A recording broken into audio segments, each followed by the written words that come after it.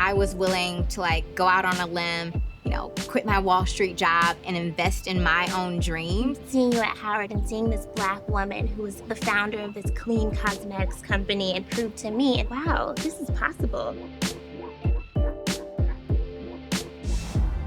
The most beautiful part of my journey is understanding like how many people I've inspired to be business owners. Yeah. That is where the acceptance comes from, like the belief in myself and my dreams that I can go forward and prosper. In my world of beauty editorial, it's always such a big responsibility for me to invest in the Black community through storytelling and through making sure that I am amplifying brands that are for us and that are by us in these magazines that historically weren't doing that.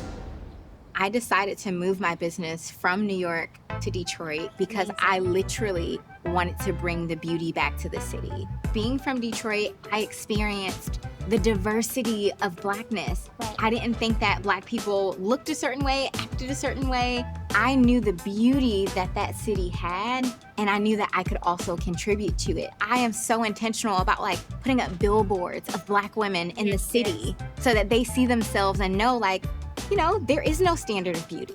Every single person is beautiful by birthright. Right. And I think we just need reminders of it. It's not just hair, it's not just makeup. It really makes you feel cool and it makes you feel like you're nourishing yourself. And I think that that's so important because I think it's so connected to our confidence. Yeah. Right? I am hyper aware that when you look good, you feel good. Completely. And if you feel good, you can go out and do good.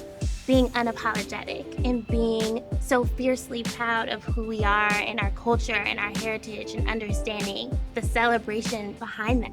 I'm so happy you're here. I'm so happy we did